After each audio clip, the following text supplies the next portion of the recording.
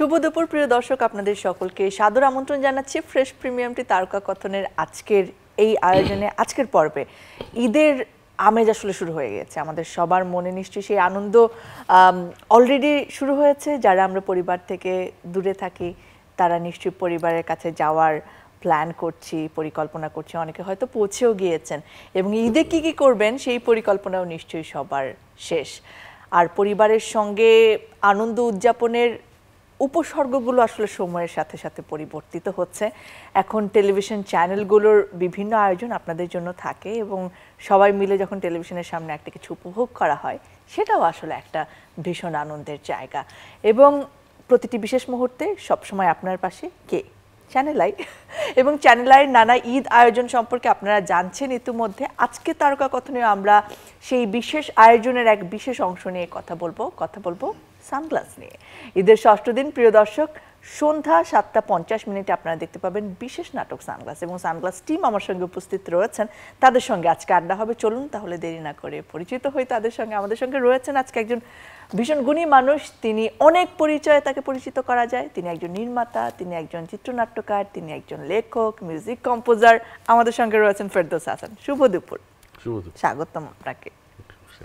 আমাদের সঙ্গে রয়েছেন সানগ্লাসের অভিনেত্রী এবং তরুণ অভিনেত্রী রেজমিন সেতু। শুভ দুপুর। আমাদের সঙ্গে রয়েছেন তরুণ অভিনেতা আশিক চৌধুরী। শুভ দুপুর। আপনাদেরও জানাচ্ছি স্বাগতম এবং ঈদের আগাম শুভেচ্ছা আপনাকেও। ঈদের পরে আপনাদের সানগ্লাস যাবে এবং ঈদের আগে আসলে আমরা কথা বলছি, দর্শকরা আমাদের সঙ্গে রয়েছেন সানগ্লাস নিয়ে। একটা সানগ্লাস আমরা আজকে টেবিলেও রেখেছি। সেই সানগ্লাস নিয়ে একটুখানি জানবো। সানগ্লাসের পেছনের চোখটা দেখতে পারি না, কতটুকু আসলে ফেরদৌস হাসান বলবেন আমি জানি না। গল্পটা আসলে কি নিয়ে? গল্পটা আসলে সোশ্যাল ইস্যু নিয়ে। মানে আমি দেখি যে আমার ছেলে মেয়েকে বা অন্যদের দেখি যে বাবা মার সাথে ইন্টারাকশনটা খুব কম, ফোনের সাথে বেশি, বন্ধুদের সাথে তার চেয়েও বেশি।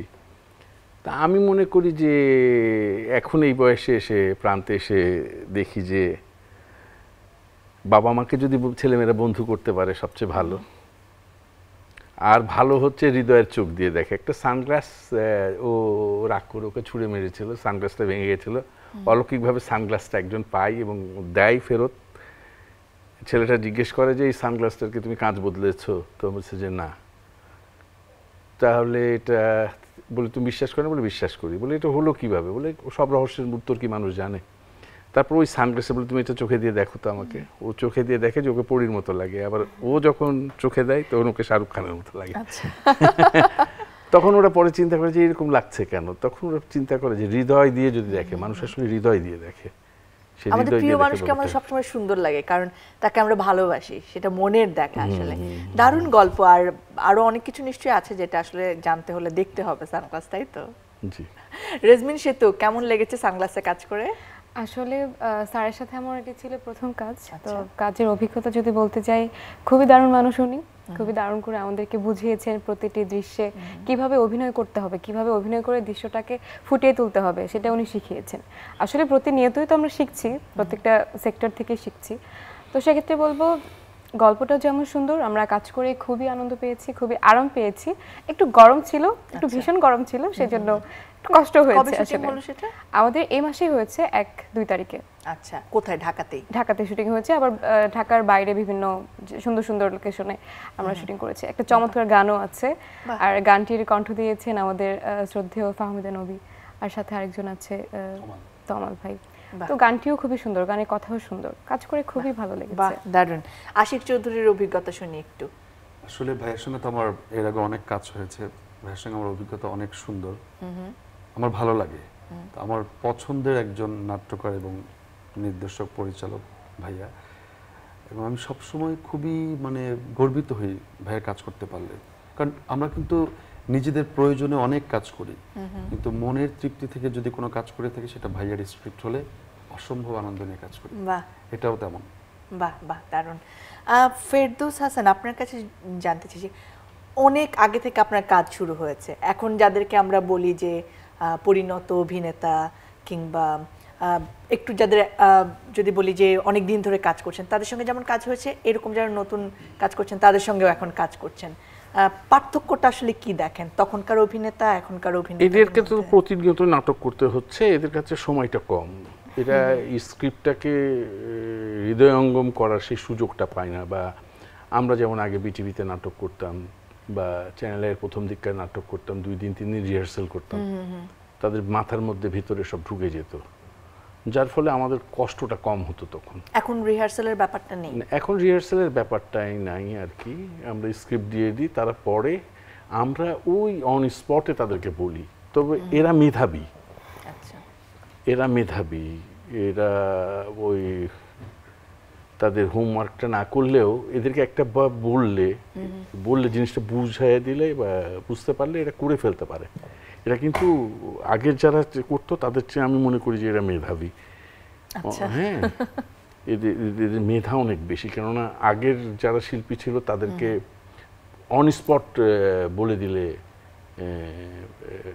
মানে করতো না, মানে এটা সাংঘর্ষিক হয়তো, যে সে যেভাবে তৈরি হয়ে আসছে আমি যেভাবে বলছি সেটার সাথে একটা মাইন্ডসেটেরও ব্যাপার নিশ্চয়ই। আপনি যখন ভাবছেন যে আপনি যেটা রিহার্সাল করছেন সেটা দিবেন, তার মধ্যে একটা হুট করে ইনপুট হলে হয়তো মনে হবে যে না হচ্ছে না। না, আমি তাকে বলি এটা, সে তো তার মতো করবে এটাকে, তাই সে আমি যেটুকু করে দিচ্ছি বা তাকে যেটা দেখিয়ে দিচ্ছি তার সাথে সে মানে শিল্পটা যোগ দেবে, মানে ওইটা আমার যেটা তার থেকে বেশি করবে আর কি। সে উত্তীর্ণ হইতে হবে, ওটা শিল্প উত্তীর্ণ না হইলে তো সেটা অভিনয় হলো না। সানগ্লাসের জন্য ওনাদের দুজনকে বেছে নেওয়ার কারণ আসলে আপনার কাছে কি ছিল? আসলে আমি সত্যি কথা বলি যে এখন যে জেনারেশন, যেমন আমার নায়ক নায়িকা ছিল আব্দুল্লাহ মামুন, ফেরদৌসী মজুমদার, হাসান আলী সিডনি, মিতা চৌধুরী, আসাদ মিতা চৌধুরী, হুমায়ুন ফরিদি, সুবর্ণা, আফজাল, এই সময়কার আর কি। তো এরা আমার হচ্ছে 5-6 জেনারেশনের শিল্পী আর কি। তো এদের সাথে আমার সেইভাবে নাই। মনিরের সাথে আমার পরিচয়টা হলো যে এনটিভি হান্ট থেকে ও এসেছিল, মুস্তফা কামাল সৈয়দ আমাদের সবার শ্রদ্ধার, উনি ওকে পাঠিয়েছিল আমার কাছে যে নাটকে নেওয়ার জন্য। আমি ওকে নিয়ে একটা সিরিয়ালই করছিলাম, অনেক বড়, বোধহয় 300 ফুল আর কাঁটা করেছি, বাট অনেক নাটক করেছি, এমনি সিঙ্গেল নাটক 2-একটা করছি, টেলিফিল্ম করছি। ওকে চিনি, কিন্তু আমার সেতুর সাথে ছিল না, ওকে জবা বলে সবাই চেনে দিত টেলিভিশনে। তো আমার ভালো লেগেছে, সে রেসপন্স করছে সুন্দর, যে আমি ফোন করার পরে, কারণ আমরা ভয়ে এখন মানে ইয়াংদের কাছে বলি না, আচ্ছা তারা আমাদের চেনেও না, মানে জানেও না, বা মানে তাদের প্রত্যেকদিন নাটক না, তাদের প্রত্যেকদিন কাজ করতে হবে। এখন এরা কাজ করে, আগে আমরা যেমন নাটক করতাম আর কি, এরা মানে চাকরি যেরকম আছে প্রত্যেকদিন, তো সেই জিনিসটা আমার মনে হয় আর কি। তো আমি ওকে চেয়েছিলাম, পেয়েছি, আর কেউ পরে দেখলাম যে না, ভালো করেছে, ভালো করেছে, অনেক ভালো করেছে। আমার কাছে মনে হয়েছে যে আমি যেটুকু চাইছি তার থেকে বেশি ওরা। আমরা তাহলে প্রমোশনালটা দেখে আসি সানগ্লাসের। এত কথা বলছি সানগ্লাসকে নিয়ে, দর্শকরা দেখছেন ইতিমধ্যে, চলুন আবার দেখে আসি তারকা কথন থেকে সানগ্লাসের প্রমোশনাল। আঙ্কেল, আমি কি সানগ্লাস? ইচ্ছে হলো চোখে দিল, ইচ্ছে হলো না ছুঁড়ে ফেলে দিল। ও বলছে ও কি সানগ্লাস যে ইচ্ছে হলো চোখে দিলে আর নাহলে ফেলে দিলে? হ্যাঁ। চ্যানেল আইয়ের ঈদ আয়োজনের ষষ্ঠ দিন রাত 7:50 দেখবেন ফেরদৌস হাসানের রচনা ও পরিচালনায় এবারের ঈদের বিশেষ নাটক সানগ্লাস। তোকে কখনো ক্ষমা করব না। I love you. I hate you. এই তুমি যাও। আপনি দেখেন আমি ডিস্টার্ব করুম না।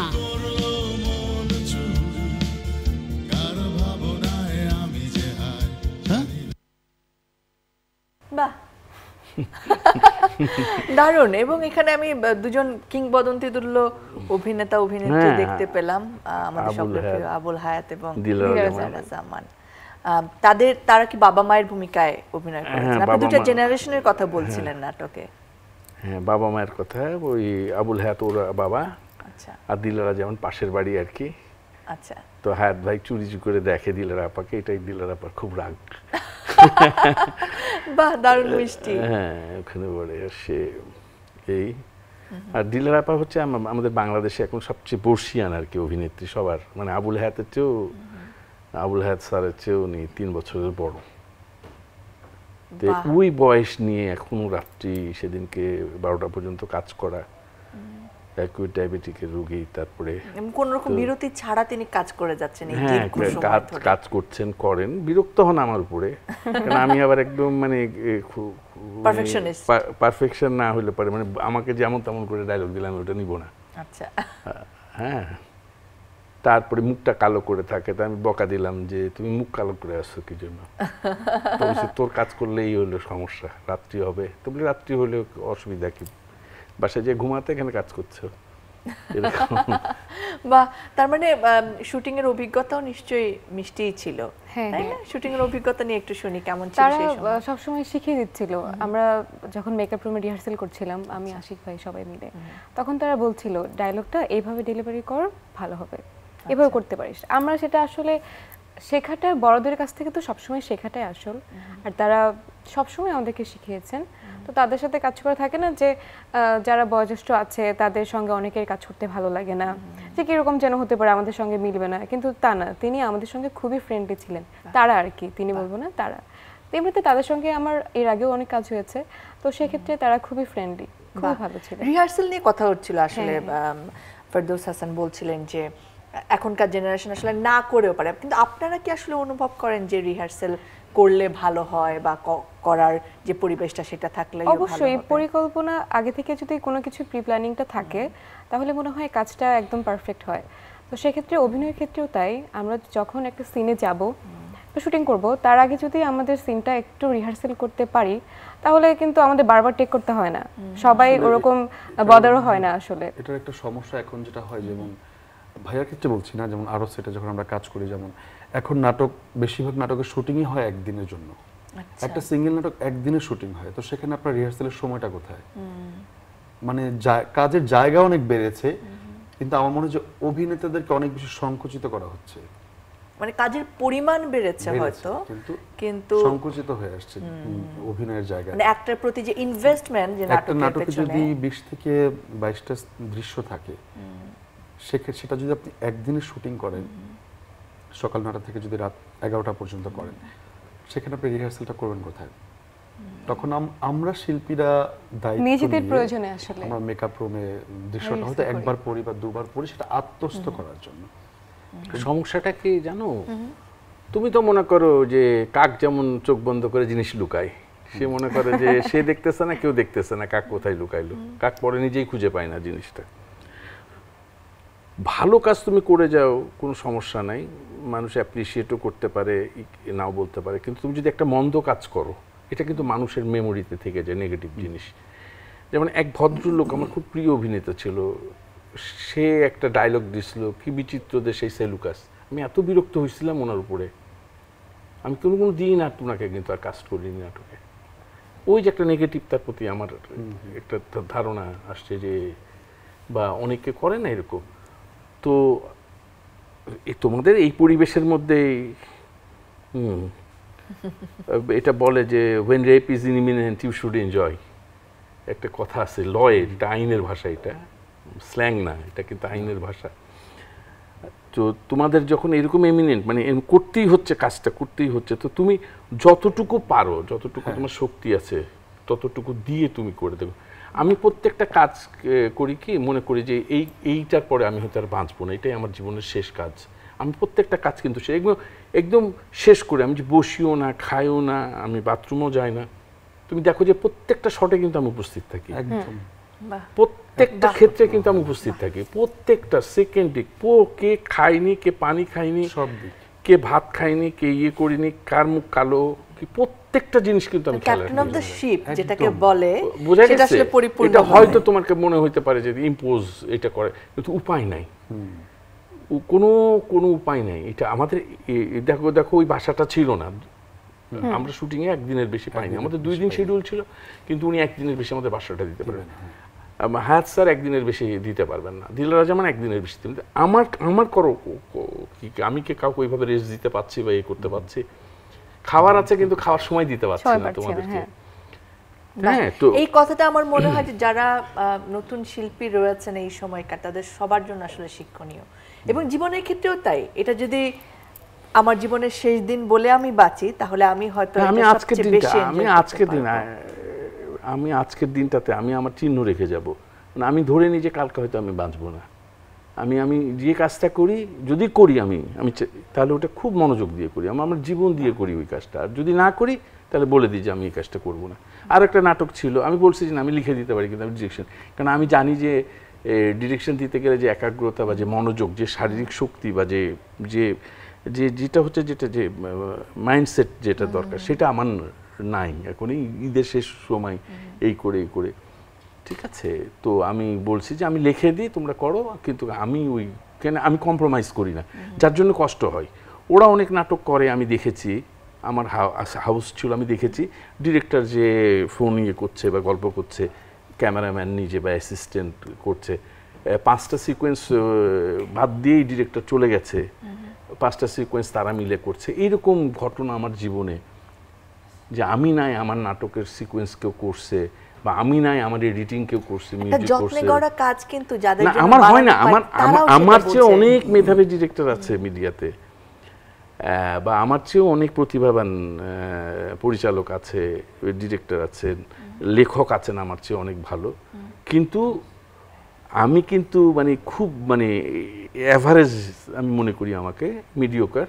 কিন্তু আমার শ্রমটা ওই জন্য আমাকে বেশি দিতে হয়, আমি তো ওদের মতো অত মেধাবী না, বলে দিলাম হয়ে গেল, ওরকম না। পরিশ্রমের উপরে আসলে কিছুই নেই, কোনো ট্যালেন্ট, কোনো ভাগ্য, কোনো কিছুই পরিশ্রমের উপরে যেতে পারে না, যত্নের উপরে যেতে পারে না। তুমি দেখো যে আমি মনে করি যে জিনিসটা আমার আইডিওলজি বা ফিলসফি হচ্ছে যে ইন্সপিরেশন হচ্ছে 1%, মানে আল্লাহ মানুষকে এক দেয়, আর 99 হচ্ছে তার চেষ্টা, পারসিভিয়ারেন্স, মানে লেগে থাকা আর কি।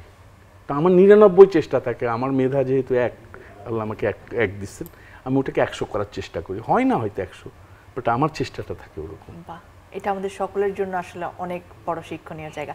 আবার একটু সানগ্লাসে আসি, সানগ্লাসের একটা দারুণ পোস্টার রয়েছে আমাদের সাথে, দর্শকদের সাথে নিয়ে একটু পোস্টারটা বরং আমরা দেখি সানগ্লাসের।